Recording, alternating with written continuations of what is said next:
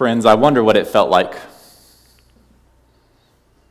to leave the only home you've ever known and to follow a man who'd been exiled from your home years before, who was a convicted murderer with a stutter, who showed up all of a sudden out of the blue and promised to take you to something called the Promised Land, promising that this Promised Land was based on the promise given to a long-dead patriarch from a story that you're not even sure you believed in. I wonder what it felt like to be led from that home and to walk out into the desert. That wonder is the backdrop of our service today. This festival of Sukkoth, this harvest festival, it's from the Hebrew scriptures. It's from an old story and kind of a weird one, right? It's raining outside, but this story takes place in the desert of what we now know as the Middle East. And it's the Israelites exodusing from bondage in Egypt, walking out into the desert, trying to find a promised land, a new home. And Sukkoth is a harvest festival. The commandments are to build these tents out of natural elements and to take rest, to harvest and rest, while the Israelites march through the desert. Right. Can you imagine someone telling you to bring in those fruits and veggies that you have in that garden that you carry with you while you're marching through the desert? Take a break, take a rest. You're fine marching through the desert. Listen, the people who are right on top of you in these tents just get along day after day after day. It doesn't matter how loud they are or if they smell or if they're from a different place while you're in the desert. My personal favorite, live by faith. This is the story where we get the word manna, the bread from heaven. The Israelites don't have any food, and one day, according to the tradition, they wake up and they see bread on the ground. Well, they don't know if it's bread or not. It's just something on the ground. It's something they can eat. And so they ask a question in Hebrew.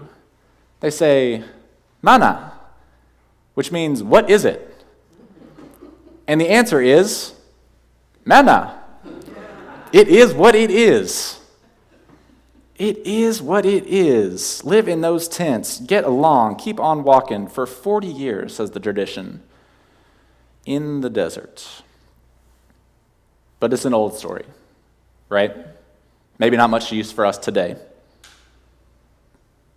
But I do wonder what it felt like to be in the desert.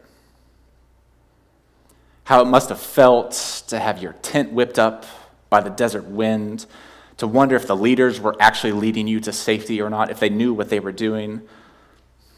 I wonder how it feels to have the car break down, the house payment not go through, the relationship to go south, the money to dry up, the job to feel unsteady, the pain in your back to get worse, the wind to rush in the desert. I wonder how it feels to question if your leaders are leading you to safety when it feels like you're in the desert with every new news story, tweet, mass shooting, news of cancer. I wonder what it feels like to be in the desert. I like these old stories. And I believe in these old stories. Not because I think that they are objectively true, but because I believe that they have truth in them. And while they are ancient, they feel newer to me every day. This is a story about what it's like to have survived in the desert, to have come through on the other side with nothing more than your faith and each other. I can resonate with that. I can resonate what it feels like to come up against something that's uncomfortable, something that's a challenge, something that's different, and to find a story about resilience and joy and faith and hope and God and each other, all wrapped up into one day after day after day in the desert. That isolation that groups sometimes feel, It's born into a phrase that some folks say when they say, "We are all we need." We are all we need. We are all we need. And I often wonder how true that is for small, siloed groups. I wonder if what they're actually saying is not that we are all we need, but we are all we want. Because it's more comfortable that way. If it is we're all that we want, because in the face of something that is challenging, something that is uncomfortable, our natural reaction as humans might be to step back, to conserve, to step back into the family tent because the other tents are too close and they smell bad. And I get that. I get that it's easier and it's more comfortable to not speak up, to not rock the boat. No, we're all we need right here. And yes, there's a time and a place for that reaction, especially when these tents are oppressive, encroaching, supremacist-based tents that want to either force you to assimilate or kick you out of the group entirely. I get that. I understand that reaction. We don't want individualism stripped away within a group. But I wonder if that's an either-or proposition. Is it either you're encroaching on someone or they have to leave, or do we have to conserve and shun anything that's different? My thought is, if we were in these tents, why not build the tent a little bigger? Why not make the tent a little wider, a little more open, a little more, dare I say, universal? Some of y'all have asked me how we might build a sanctuary here at Restoration. We talk a good game, but how do we actually do it? So I'm going to propose that this is one of the first steps, embracing this discomfort with something that is new or different. Go with me on this metaphor, right? We're building a tent, a sanctuary. So you need materials to build it. So what kind of materials do we need to build a sanctuary in the desert? But we're not building the actual building. We're building a spiritual building. So what kind of spiritual materials do we need? The story of Sukkoth, symbolized with this altar, is a story about building something made from the natural world, that you're supposed to have what's called the 4 species of greenery to decorate, to protect. You're supposed to build it out of something that is made from the ground, natural wood. I like this because it tells me 2 things: that it's natural, that it's organic, and that it is intentionally diverse. Right? It's supposed to be made out of different things. It has to be made out of different things. You can't build a sanctuary out of just one thing, one gift, one talent, one theology. You need that diversity to build a strong and safe sanctuary. That's why I like these old stories. When we were coming up, offering our gifts to this altar and saying, this is what I have to bring in this harvest season. You might be sitting there and saying, I don't know if I have a gift. I don't know if I have a talent. You might look out from your tent and see the stuff on the ground and say, what is it? Well, it is what it is. Whatever you have brought, whatever you bring, that is your gift. The gifts of grace, gifts of blood, sweat, and tears in this harvest season. It's a time when we remember what it was like to be in the desert, when all there was faith, each other, and whatever it is. So, I ask you to think one more time. What gifts do you bring? What talents, what cultural elements, what stories, what songs do you sing that you might bring here to help us build a sanctuary? Because a sanctuary without diversity is not big enough, is not wide enough, is not loving enough. So I wonder what might benefit us, not just from the sanctuary that is here, from the gifts and talents that are here, but from the gifts and talents that are about to walk through that door. That's the call of Unitarian Universalism, isn't it? To not be just, we are all that we need, but to welcome others in. I need to look down to read this because there are a lot of words here. The call of Unitarian Universalism, the goal of a world community based on justice and peace, an interdependent web of all existence respected and honored, while also valuing each individual's search for truth and spiritual transformation.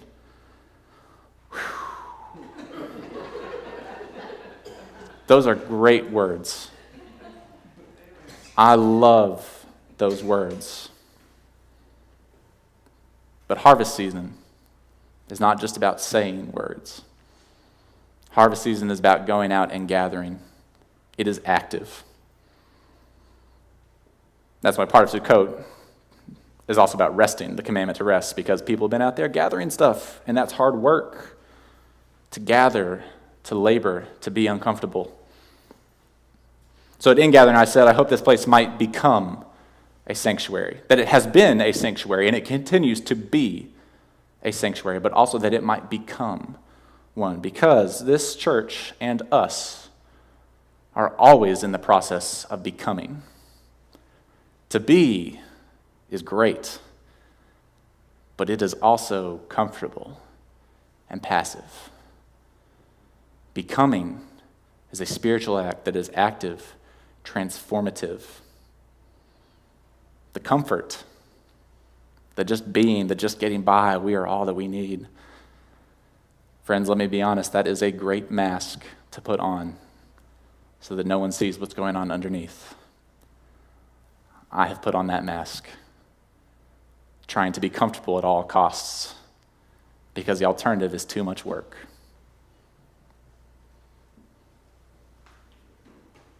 But here's what I mean when I say that we have to build this sanctuary. Because life is about becoming, life is about change, life is about dealing with discomfort. It's active, like the harvest. So to help with that change, how do we deal with change? I offer 2 spiritual materials that we might build this sanctuary out of to make it truly welcoming and open. One is spiritual resilience, and one is spiritual transformation. Again, great words. How do we do that? Here is what I mean. I think the resilience and transformation is what the story of Sukkoth teaches us, even today. What it means to have been in the desert and to come out on the other side. What it means to celebrate not just being, getting by, making it through with the same comfortable routine day after day after day. But to expand, to look at what a diversity of spiritual materials can do, what we can build, to become intentional about different sexualities, different identities, orientations, dare I say it, different theologies. Whether you believe or don't, whether you like to speak in church or don't, whether you like to dance in church or don't, whether you like to cry in church or don't. Learning to lean into that potential discomfort in the service of building a sanctuary increases our personal resilience. That resilience makes a strong tabernacle, a big enough tent. And universalism is about building a tent based on love, capital L, where everyone is welcome, regardless of who they are. Everyone is welcome under the roof. And I know that building a tent where everyone is welcome under the roof is kind of a hard sell, especially these days. It's hard to imagine sharing a space with someone who values guns over humans, light skin over dark, Christianity over Islam. It is hard to imagine inhabiting a space with someone like that. But I believe that our call is to build a big enough tent that even folks who believe like that might experience that second gift of spiritual transformation here. Go with me on this. When I say spiritual transformation, I mean it. I mean literal spiritual transformation that comes from experiencing transcendence and wonder and beauty and joy and music and the acceptance of humanity and occasionally really good sermons. All of that makes a change within you. And that change is accessible to anyone who walks through those doors, regardless of how they came in, that they might leave transformed based on the radical love and hospitality of those who are here, based on the beautiful diversity and the increasing difference of spiritual materials, that they might have access to that, even if they choose not to accept it. Because they may not. And you can't force someone to stay in your tent. But we also have to choose to stay and be transformed as well. And I know that can be hard. But I wonder what it feels like to be searching in the desert and to find a group of people that you've been looking for wandering, and it feels like your place to be turned away for whatever reason. I wonder what it feels like to be in the desert and to not be able to survive with faith and with each other. Thankfully, when it comes to dealing with discomfort, when it comes to building resilient and transformative spaces, I believe it is not just about us, our human insecurities, our human frailties. Because I believe there's also divine love, capital Love. I believe it is what pulled folks through the desert then, it is what pulls us forward now, deeper into community, closer towards the beloved community. The miracle of being in messy relationship with one another is the greatest miracle of all. Learning to get along with differences and struggling to survive together when it feels like you're in the desert with nothing but faith and each other. Sukkoth is a celebration of joy, a celebration of the harvest, a celebration of what it means to walk together on life's journey, even when it feels like you're walking through the desert.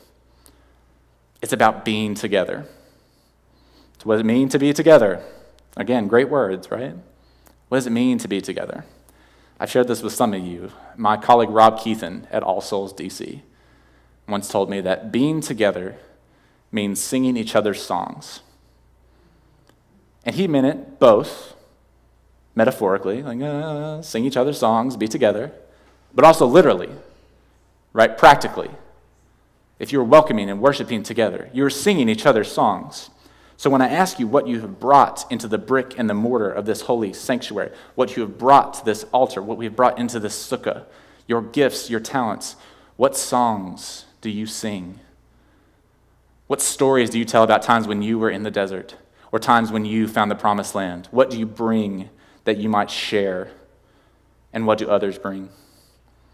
Because when we bring those stories together, we help build spiritual resilience. And if we can practice some spiritual transformation as well, then yes, friends, we can build a sanctuary here. If we commit to remembering that being together means singing each other's songs, then we can build resilience, increase our transformation, and just might have a little sacred light pour forth from this place. Because we're about to get very theological, friends. My favorite theologian, Paul Tillich, talks about the importance of being together. When you are in relationship with someone, he talks about your soul, capital S, leaving from yourself, capital S, and encountering the soul of the other, capital O. And those souls intermingle, and they are changed, and they are transformed, either for good or for bad, depending on how much divine love, capital L, is in it. And then your soul returns changed. And at that point, you have a decision to make.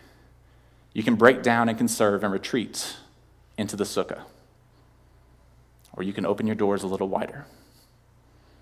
And that our spiritual practice, our faith traditions, our religion is supposed to give us the strength and the tools and the resiliency to be transformed, to become our highest selves. I believe that when we are in soul-to-soul relationship, we are made to be so. That's when the power is increased. That's when the spiritual juice gets going. That we need that diversity. We need that discomfort. We need that transformation. Not passive, but active. Christianity talks about whenever 2 or 3 are gathered together, there the Spirit is also. There is Spirit here today. So, my hope for us is to build this resiliency, to be transformed this year. Whether you identify as Texan, Mainer, pagan, Buddhist, Jewish, Jewish, Christian, atheist, faithist, humanist, agnostic, pagan, or other. My prayer is that we might be open to building our sanctuary here, that we might be resilient and transformed, that we might remember the covenant of love, capital L, that binds us together when it feels like we are in the desert. That is a reason to celebrate. So, friends, may we find joy and rest in this harvest season, this time of longer nights and cooler days. May we go and bring in what we ourselves plant and that which is offered to us by others and the universe. May we be transformed and become less comfortable. May we build a better sanctuary and not a smaller silo. May we live and breathe this covenantal faith that sustained those in the desert before us and those who will come after. May this sanctuary be big enough, wide enough, open enough, and may we revel in its diverse and wondrous differences. May we sing each other's songs, now and always. May that be so. Amen.